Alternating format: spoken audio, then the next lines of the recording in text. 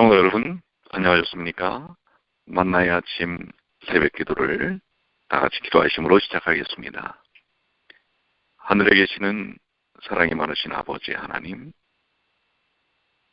저희에게 베푸신 주님의 귀하신 은혜와 성령의 역사하심을 통하여 오늘 이 아침 새 생명 맞게 하여 주셔서 감사합니다. 아버지 하나님, 우리 주 예수께서 2000년 전 십자가를 통하여 저에게 영원한 생명을 허락해 주셨습니다. 오늘 이 시간 주님께서 베푸신 그 귀하신 은혜를 통해 저에게 주신 생명의 의미와 또한 사명을 온전히 감당하는 주님의 귀한 자녀들이 되게 하여 주시옵소서. 오늘도 주님만을 바라보게 하여 주시고 주님의 음성을 듣게 하여 주시며 주님을 위해 사는 주의 자녀가 되도록 도와주시옵소서. 저희의 모든 것 주님께 맡깁니다. 저희의 삶, 저희의 가족, 저희의 모든 인생 주님이시여 주님께서 인도하여 주시옵소서. 그리고 말씀을 통해 합당하게 저희가 이 땅에서 살아야 될 삶의 모습을 갖게 하여 주시옵소서. 주님께서 이 시간 이 방송을 통하여 함께 참여하는 모든 이들에게 주님의 귀한 은혜를 내려주실 줄 믿고 감사드리며 예수님의 이름으로 간절히 기도드리옵나이다. 아멘. 네, 오늘은 잠언 6장 1절로 15절까지 있는 말씀입니다. 잠언 6장 1절로 15절에 있는 말씀 함께 보도록 하겠습니다. 내 아들아, 내가 만일 이웃을 위하여 담보하며 타인을 위하여 보증하였으면 내 입의 말로 내가 얽혔으며 내 입의 말로 인하여 잡히게 되었느니라. 내 아들아, 내가 내 이웃의 손에 빠졌은즉 이같이 하라. 너는 곧 가서 겸손히 내 이웃에게 간구하여 스스로 구원하되 내 눈으로 잠들게 하지 말며 눈꺼풀로 감기게 하지 말고 노루가 사냥꾼의 손에서 벗어나는 것 같이 새가 그물 찌는 자의 손에서 벗어나는 것 같이 스스로 구원하라. 게으른 자여, 개미에게로 가서 그 하는 것을 보고 지혜를 얻으라.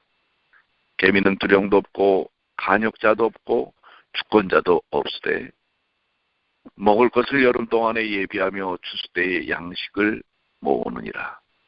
게으른 자여, 내가 어느 때까지 눕겠느냐? 내가 어느 때에 잠이 깨어 일어나겠느냐? 좀 더 자자, 좀 더 졸자. 손을 모으고 좀 더 눕자 하면 내 빈궁이 강도같이 오며 내 곰핍이 군사같이 이르리라. 불량하고 악한 자는 그 행동에 괴율한 입을 벌리며 눈짓을 하며 발로 뜻을 보이며 손가락질로 알게 하며 그 마음에 패역을 붓며 항상 악을 꾀하여 다툼을 일으키는 자라. 그러므로 그 재앙이 갑자기 임한즉 도움을 얻지 못하고 당장에 패망하리라. 잠언 6장 1절로 15절까지 있는 말씀을 보았습니다. 오늘은 한 세 가지 부분으로 나누어서 소주제의 말씀을 하고 계심을 볼 수가 있습니다. 우리 1절부터 5절까지는 특별히 보증에 관계되는 말씀을 하고 계십니다. 우리 그리스도인들에게 있어서의 보증은 어떤 의미고 또 어떻게 접근해야 될 부분일까? 그 다음에 6절부터 있는 말씀 11절까지는 우리의 게으름에 대하여 말씀을 하고 계시고요. 12절부터 15절까지는 우리가 불량하고 악한 자가 어떤 행동을 보이는 자들인가 라고 하는 것입니다. 악한 행동의 삶이 무엇인지를 보여주고 있습니다. 자, 그럼 먼저 우리 첫째 부분에 대한 1절부터 5절까지 있는 말씀. 내 아들아, 내가 만일 이웃을 위하여 담보하며 타인을 위하여 보증하였으면, 사실 우리 그리스도인에게 있어서 이것은 상당한 참 곤란한 주제일 수 있는 부분입니다. 다른 사람에게 보증을 서는 일, 보증을 해주는 일, 또 보증을 이렇게 요청하는 일, 뭐 이러한 일들에 대해서 우리는 어떤 태도와 자세를 취할 수 있어야 될 것인가. 자, 여기 본문은 이웃을 위해 담보하거나 보증을 서지 말라고 교훈하고 있다고 하는 사실입니다. 이웃을 위해 담보하거나 보증을 하는 것은 자신을 잘못 얽히게 하는 일이라고 하는 사실을 말씀하고 있습니다.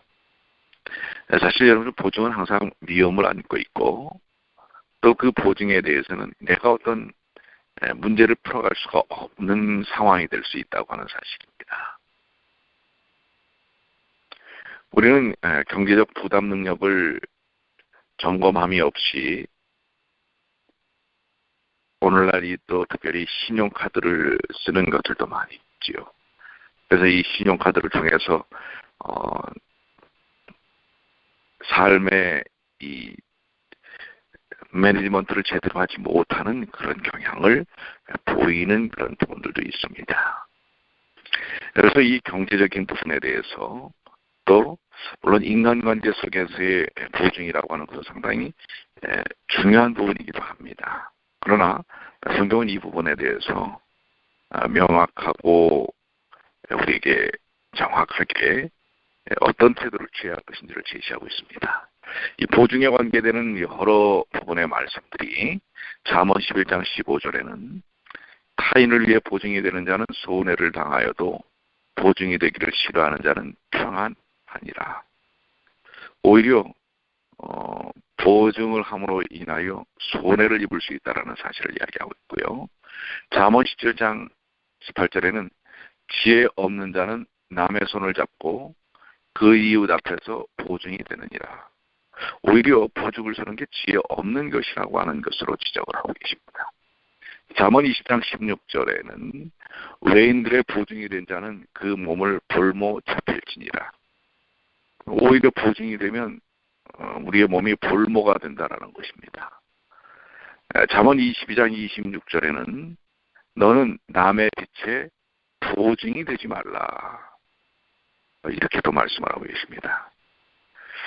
그래서 보증을 만약에 했을 때에는 빨리 가서 겸손히 간과하여 자신을 구하라고 표현하고 있습니다. 이 보증 관계에서 벗어나도록 하라라고 하는 것이죠. 이것이 오히려 지혜다라고 얘기를 하고 있습니다. 사실 친구나 이웃이나 때로는 모르죠. 우리 성도들 간에도 보증이 필요한 분이 있을 것입니다. 그런데 이럴 때 우리는 어떤 태도를 가질 것인가? 첫 번째는 보증의 관계를 요구하는 것 자체가 썩 적절치 않다는 것이지요. 사실 사람이 와서 보증을 서주기를 요청하면 참 거절하기가 쉽지 않은 것입니다. 그 인간관계가 있기 때문에 그렇죠.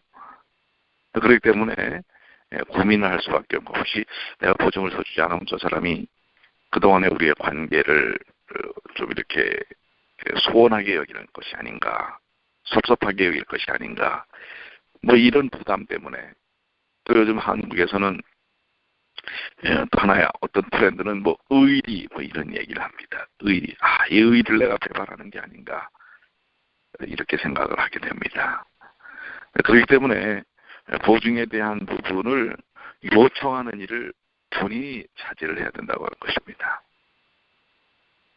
그래야만 상대방이 이 보증에 대한 고민을 갖지 않게 된다고 하는 것이지요.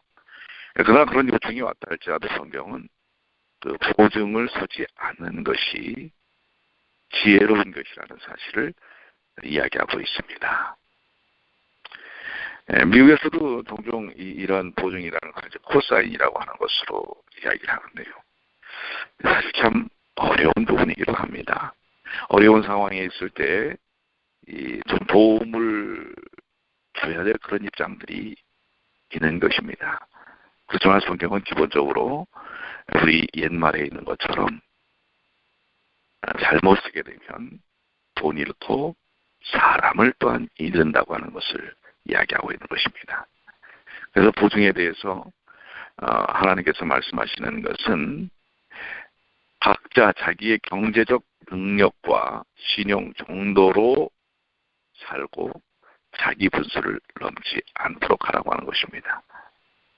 그러니까 보증의 관계를 요청할 만한 일들을 만들지 않는 게 좋다고 하는 것이 바로 성경의 가르침입니다. 그래서 자기의 능력 안에, 자기의 삶의 능력 안에서 살고 빚을 지거나 또한 그것을 담보로 해서 다른 사람의 보증을 요청하는 일들을 하지 않도록 하는 것이 중요하다고 하는 것입니다. 상대를 위해 손해를 보아도 될 정도의 그러한 그 보증, 이러한 것은 성경이 기본적으로 상당히 어려움이 있다는 것을 이야기하고 있는 것입니다. 그렇기 때문에 만약에 보증을 쓸 때는 손해를 감수할 수 있을 때만 보증을 쓰는 것이 좋다고 하는 것입니다. 내가 이 보증을 통해서 보증에 대한 책임을 내가 전적으로 질 수 있다라고 하는 그런 확신이 들 때, 그리고 그런 능력이 있을 때 보증을 써야지, 그런 능력이 없는 상태에서 보증을 잘못 쓰게 되면 결국은 인간관계도 깨지고 또한 보증을 쓴 사람의 재정적 어려움을 초래할 수밖에 없다고 하는 것을 성경이 이야기하고 있습니다. 이 보증에 대한 부분을 성경은 명확하게 얘기하고 있기 때문에 여러분 물론 어려움 가운데 있는 분들을 잘 돕는 건 중요합니다. 그러나 감당할 수 없는 그런 상황에서의 보증은 서로에게 나중에 큰 고통이 된다는 사실을 성경은 이야기하고 있습니다. 6절부터 11절은 게으른 자여 개미에게로 가서 가는 것을 보고 지혜를 얻으라. 자, 여기 본문에서 이 말씀, 개미는 감독이 없어도 자기 할 일을 열심히 합니다. 근데 사람은 꼭 뭔가 누굴 세워야만 눈치를 보고 일을 하려는 죄성의 경향이 있습니다. 그런데 성경은 우리 사람들이 성인이 되면서 스스로 자신의 일을 통제하며 스스로 타임 매니지먼트를 해야 된다는 사실입니다. 우리 조금 전에는 재정적인 부분에 대한 매니지먼트를 잘 하라고 하는 것인데요. 여기는 이제 삶에 대한 매니지먼트를 개인이 자신의 인생의 주인이 하나님께서 우리에게 위탁하신 주인이 우리이기 때문에 우리 스스로가 시간표를 짜고 계획을 세워서 성실하게 살아가야 한다는 사실을 이야기합니다. 개미는 여름 동안에 양식을 모읍니다. 먹을 것을 여름 동안에 예비하며 추수 때 양식을 모은다고 얘기합니다. 여름은 덥고 참 쉽지 않은 그런 기간이죠. 그러나 그때 땀 흘려 일해야만 양식을 풍족하게 얻을 수 있는 것입니다. 그래서 우리 사람들은 개미의 교훈을 배워야 합니다. 즉 우리가 일할 수 있을 때 우리의 삶을 성실하게 활동을 하는 것을 통해서 경제적인 것뿐만 아니라 사회적인 어떤 부분들을 충분히 이루어낼 수 있는 시간 속에서 그 일들을 잘 감당을 해야 된다고 하는 것입니다. 좀 더 자자, 좀 더 졸자, 손을 모으고 좀 더 눕자. 우리 사실 미루는 그런 습관들이 많이 있지요. 그것은 효과적인 삶을 이루는데 썩 좋은 태도는 아닙니다. 또한 급한 것과 중요한 것이 있죠. 우리는 되게 급해지면 그 일을 하게 됩니다. 그래서 항상 중요한 것은 멀리하게 되는 것인데요. 그러다 보면 항상 중요한 것이 나중에 급한 이머전시 상황으로 다가오는 것입니다. 그렇기 때문에 시간의 안배 속에서 중요한 것을 먼저 할 때 급한 것은 점점 해소가 된다는 사실을 우리는 기억해야 할 것입니다. 바로 개미에게서 우리는 삶의 주체가 누구라는 사실을 기억해야 합니다. 삶의 주체는 누구를 위해서, 누구에게 보이기 위해서 우리가 우리 인생을 사는 것이 아닌 것입니다. 우리 스스로가 하나님께서 주신 그 소중한 삶을 이루어 나가야 할 책임과 특권이 있는 것입니다. 그렇기 때문에 우리의 삶을 어떻게 주체적으로 살 것인가 상당히 중요한 일이라고 생각이 됩니다. 가정에서도 마찬가지입니다. 가정에서의 일, 또 교회에서의 삶도 마찬가지입니다. 내가 어떤 위치에 있기 때문에 일을 하고 그렇지 않으면 하지 않고, 인정을 받을 것 같으면 하고 그렇지 않으면 안 하고, 명분이 있으면 하고 그렇지 않으면 안 하고, 이것은 우리 참다운 그리스도인의 성실한 능력 있는 삶의 모습은 아니라고 하는 사실을 이야기하고 있는 것입니다. 여기 게으름의 결과에 대해서 분명히 얘기합니다. 게으름의 결과는 궁핍이다라는 것입니다. 내 궁핍이 강도가 저으며 내 궁핍이 군사같이 이르리라고 말합니다. 사람이 부지런하면 재정적으로도 풍족하게 얻을 수 있고요. 그러나 게으르면 가난해질 수밖에 없습니다. 잠언 10장 4절에 손을 게으르게 놀리는 자는 가난하게 되고 손이 부지런한 자는 부하게 되느니라. 잠언 21장 5절 부지런한 자의 경영은 풍부함에 이를 것이나 조급한 자는 궁핍함에 이를 따름이라. 여기 부지런함과 조급함은 좀 다릅니다. 부지런함은 바로 아까 말씀드린 대로 중요한 일들을 먼저 할 계획을 세워서 해나가는 사람이 부지런한 사람이고요. 조급함은 막 닥치니까 그냥 서둘러서 급한 일만을 해나가는 사람이 조급함인 것입니다. 이것은 효과적인 결과를 이룰 수가 없습니다. 왜요?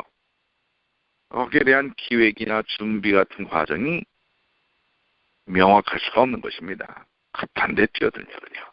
뭔가 해내긴 해낸 것 같지만 그러나 부족함이 많은 그런 결과들을 얻을 수밖에 없게 되는 것이기 때문에 그렇습니다.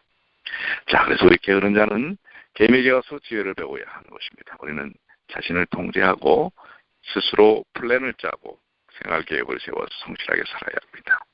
우리의 시간들, 소중한 시간들, 한번 흘러가면 다시 오지 않는 시간들, 타임 매니지먼트가 필요합니다. 어떤 의미에서 우리에게 주신 안식일은 그런 삶의 생명적 원리를 매 일주일마다 한 번씩 다시금 회복시키는 그런 아주 중요한 포인트가 되는 날이기도 한 것입니다.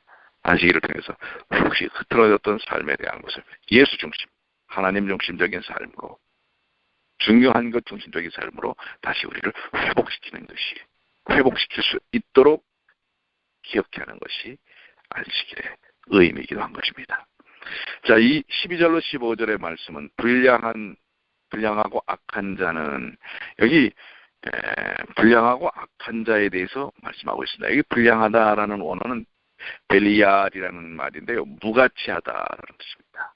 이 무가치한 인생, 참 이 땅에서 무가치한 인생을 사는 사람은 없을 것이라고 생각이 되는데 성경은 있다고 얘기하고 있습니다. 무가치한 인생이 있다고 하는 것입니다. 특별히 어떤 것이 무가치예요? 악한 것은 무가치한 것입니다. 본문은 무가치하고 악한 자들의 특징을 몇 가지 언급하고 있습니다. 혹시 오늘 우린 참 소중한 주님을 통해서, 십자가를 통해서 소중한 삶을 받은 사람들입니다. 삶을 살아가는 사람들인데요, 혹시 내 삶이 왜곡되어서 무가치하고 악한 삶으로 자꾸 빠져드는 경향이 있는지를 오늘 말씀을 통해서 우리가 점검할 수 있다고 하는 것입니다. 자, 여기 몇 가지 이야기하는데, 첫 번째, 그는 입에 사곡함을 가지고 행하는 자다. 그 행동에 괴울한 입을 벌리며, 이 말은 입에 사곡함으로 행하며라는 뜻인데요, 사람의 말은 그 인격을 나타내는데요, 악인의 말은 바르지 못하고 삐뚤어져 있고 남의 말을 오해하고 왜곡하고 불평하고 불만하고 부정적이고 자기중심적인 이야기만 하는, 이게 바로 불량하고 악한 무가치한 인생의 첫 번째 모습입니다. 말을 잘해야 합니다. 그 입에서 나오는 말이 어떠해야 되는지, 항상 문제는 이 말에서부터 나오는 것을 알 수 있죠. 입에서. 그런데 그 입에서 나오는 건 그 사람이 그 마음속에 무엇이 담겨져 있느냐에 대한 표현인 것입니다. 둘째는 그는 악한 표정과 몸짓을 한다는 것입니다. 아마도 독살스러운 눈짓으로 어떤 것들을 표현할지 모릅니다. 네. 그럴 수 있죠. 그런 것들이 바로 그런 표현인 것입니다. 그 태도와 행동 속에서 나타나는 것입니다. 악인은 표정과 몸짓에서 그것이 나타나는 것입니다. 사람들을 손가락질한다든가 멸시한다든가 대적하는 몸짓을 드러낼 수 있다고 하는 것입니다. 사람을 보면은 아는 척하지 않는다든지 쌩하고 눈길을 피한다든지 이런 것들이 악하고 무가치한 행동의 한 표현일 수 있습니다.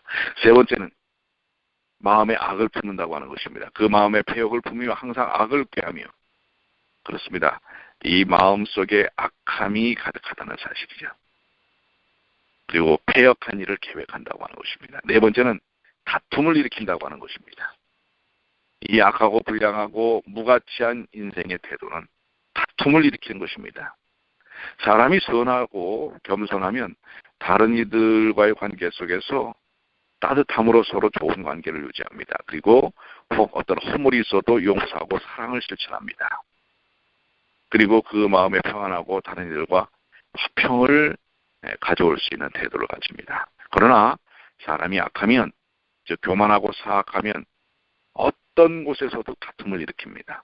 가정에서도, 이웃과의 관계 속에서도, 교회에서도. 여러분들 혹시 개인적인 다툼이 있었던 경험이 있습니까? 분명히 얘기합니다. 여러분, 악한 것입니다. 그 순간 사단의 노예가 된 것입니다. 다투지 마십시오.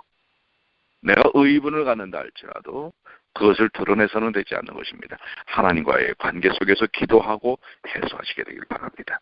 그것을 표현하고 말하고 행동으로 취하고, 심지어는 뭐예요? 그런 흥분된 그 태도를 상대방에 부리고, 이것은 불량하고 악한 자의 태도인 것입니다. 오늘 혹시 그동안 이런 다툼에 연루되어 있었거나 여러분들 자신이 그런 모습을 드러냈다면 오늘 이 시간 회개하셔야 합니다. 자, 그래서 본문은 이 악인의 결말에 대해서 분명히 이야기하고 있죠. 그러므로 그 재앙이 갑자기 임한 즉 도움을 얻지 못하고 당장에 패망하리라. 이 불량하고 악한 삶의 태도에서 우리는 그리스도의 십자가를 바라보고 회개하고 벗어나야 합니다. 그렇지 않으면 재앙이 갑자기 임하고 패망이 다가온다는 사실입니다. 우리 여러분들, 이런 결과는 내가 아니라 그 사람 때문이야, 이런 생각도 버리십시오.